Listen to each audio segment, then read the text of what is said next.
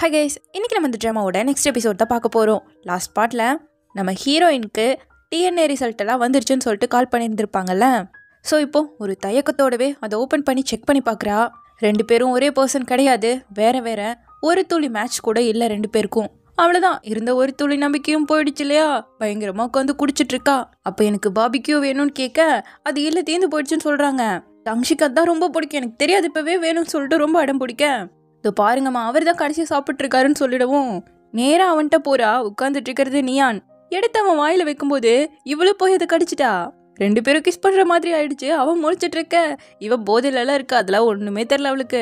தென் அப்படியே கட் பண்ண குடிச்சு முடிச்சுட்டு வீட்டுக்கு வந்துட்டு இருக்கா. ஓவர்லோடு தள்ளாடிட்டு தான் வரா. அப்போ ஒரு 2 பேர் பாடுற அழகான பொண்ணு தனியாக போறான்னு சொல்லிட்டு பின்னாடி வர அந்த இடத்துக்கு கரெக்டாக நியான் வந்துட்டான்.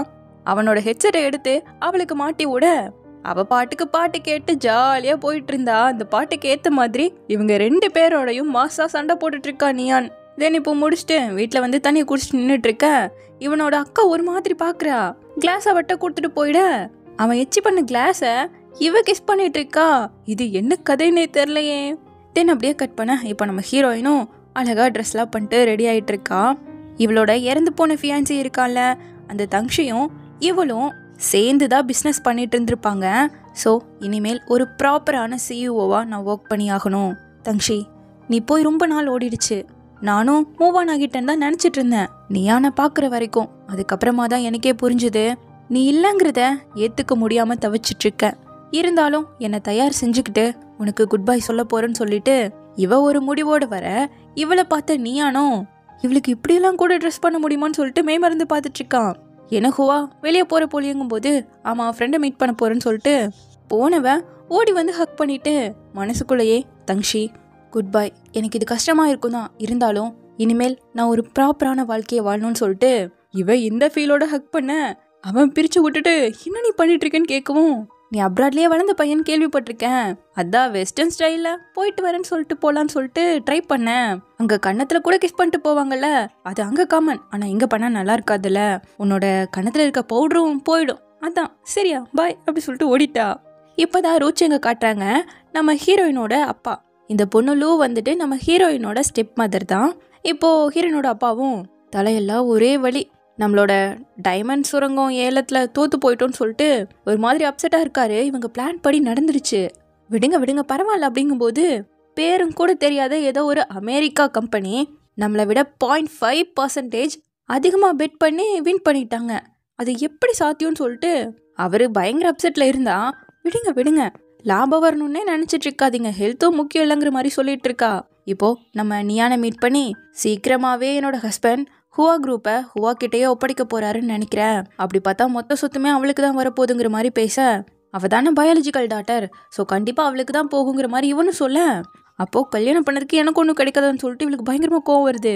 அப்போது நான் அந்த ஆஃபீஸ்க்குள்ளே போகிறதுக்கு நீ ஹெல்ப் பண்ணு, உனக்கு கிடைக்கிற மாதிரி நான் பண்ணுறேங்கிற மாதிரி இவன் சொல்ல, ஏதோ பண்ண போகிறான்னு தெரியுது.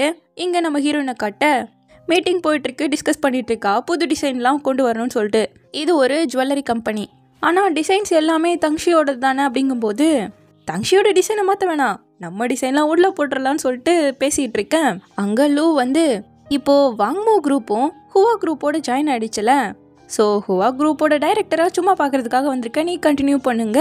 பார்த்தா இந்த பக்கம் நீயான் உள்ள பூந்துட்டான். இறந்து போன தங்ஷி ஃபோட்டோவெல்லாம் இருக்குது, அதெல்லாம் பார்த்துட்டு டாக்குமெண்ட்டை எடுக்கலாங்கும் போது நம்ம ஹீரோயினோட ஃபிங்கர் பிரிண்ட் தேவைப்படுது, ஓப்பன் ஆக மாட்டேங்குது. கரெக்டாக அவள் வேற டாக்குமெண்ட் எடுக்க உள்ளே வந்துட உடனே இவன் சேர்ல உட்காந்துக்கவும் இவ அப்படியே ஸ்டன் ஆகிட்டா. இவனை பார்க்கும்போது அப்படியே தங்ஷியை பார்க்குற மாதிரியே இருக்கு இவளுக்கு.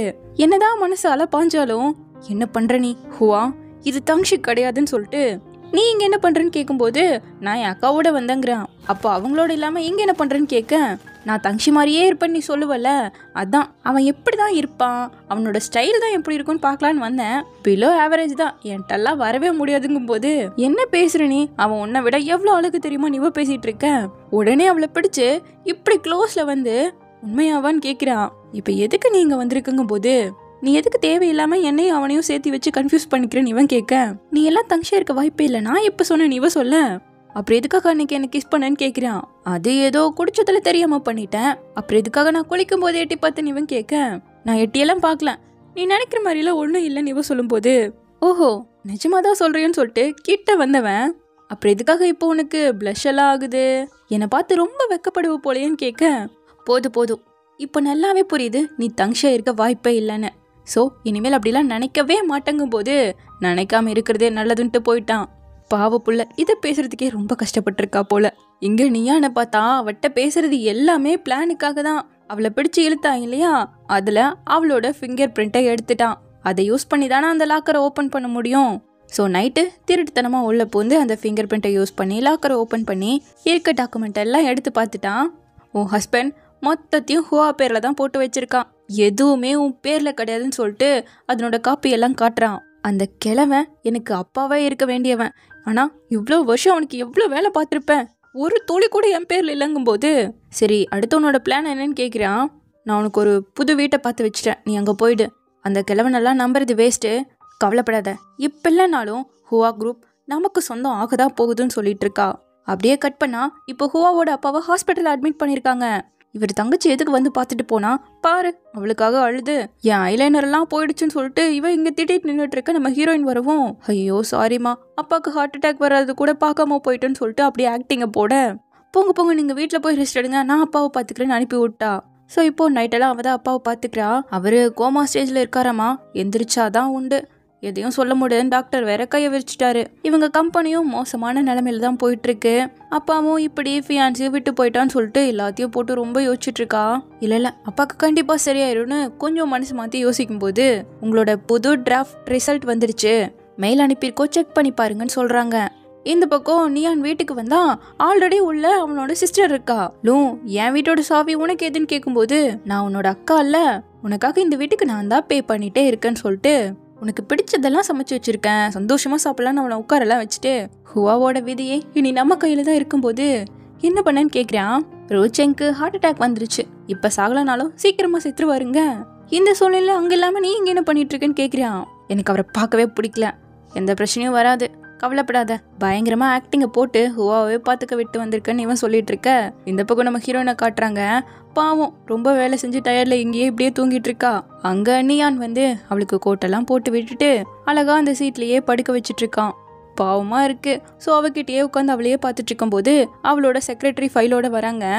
அமைதியா இருன்னு சொல்லிட்டு கிட்ட போய் என்னாச்சுன்னு சொல்லி விசாரிக்க, இவங்களோட புது பிளான் ஃப்ளாப்பு, சுத்தமா சேல்ஸே ஆகல. ஸோ ஒர்க்கையும் பார்த்துக்கிட்டு ஹாஸ்பிட்டல் அப்பாவையும் பார்த்துக்கிட்டு கொஞ்சம் கஷ்டப்படுறாங்கன்னு சொல்லும்போது, நீ ரூச்சங்கோட பொண்ணாவே இருந்தாலும் அவர் மாதிரி நீ கிடையாது, இனிமேலும் என்ன நானே ஏமாத்திக்க விரும்பல, இன்னையிலிருந்து நான் தான் உன்னை ப்ரொடெக்ட் பண்ண போறேன்னு முடிவே பண்ணிட்டான்.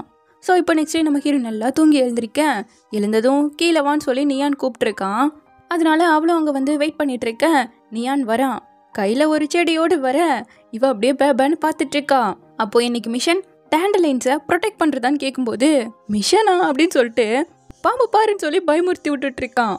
பேர் சொன்னதுக்கே இப்படி பயப்படுறவ டேண்டலைன்ஸை ப்ரொடெக்ட் பண்ண போறியான்னு கேட்க, நான் சும்மா விளையாட்டுக்கு சொன்னேன், நீ ஏன்டா என்னை பயமுறுத்துறேன்னு கேட்கவும், நானும் உன்ட்ட விளையாண்டேங்கிறான். இதுல கண்ணாடி வேற ஸ்டைலா காட்ட என்ன பண்ண போறான்னு பாக்குறா.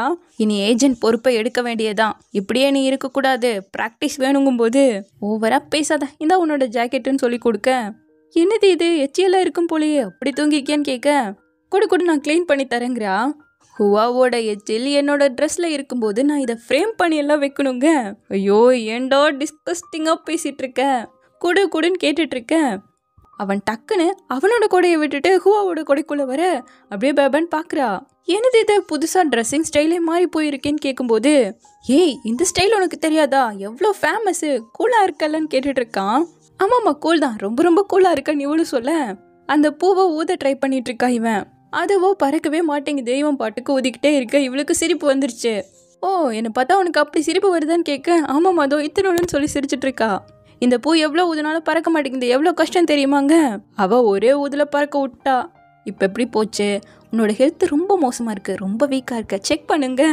யாரு, நான் வீக்கா, காலையில் ஜாகிங்கோ நைட்டு ஒர்க் அவுட்டும் பண்ணிட்டு இருக்கங்கும் போது, என்ன சியர் பண்ணுறதுக்காக தானே நீ இங்கே வந்திருக்கேன்னு கேட்க, அதுதான் உண்மை, ஆனால் அதை சொல்லாமல் ஒருத்தி ரொம்ப சோகத்தில் இருப்பான்னு நினச்சி வந்த, ஜாலியாக தான் இருக்காங்கும் போது எப்படிரா என்னை கம்ஃபோர்ட்டும் பண்ணுற, கடுப்பும் ஏத்துறங்கிறா. எனிவே நீ நல்ல இன்டென்ஷனோட தான் பண்ணியிருக்க, கொஞ்ச நாளாக ரொம்பவே டவுன் ஆகிட்டேன், ஹனி லவ் சேலும் சுத்தமாக இல்லை, கிவ் அப்பே பண்ணிடலான்னு நிலமையில இருக்கும்போது நீ இப்போ வந்து எனக்கு ஃபுல்லாக ரீசார்ஜ் பண்ணி விட்டுட்டேன், ரொம்ப தேங்க்யூ. இனிமேல் பாரு, தீயா வேலை செய்ய போறேன்ட்டு போக அவன் பின்னாடியே கோடியை கொண்டு வந்துட்டு இருக்கான். ஸோ இப்படியே இந்த பார்ட் முடியுது. சீக்கிரமாக அதனோட நெக்ஸ்ட் பார்ட்டோட வந்து பார்க்குறேன். தேங்க்யூ.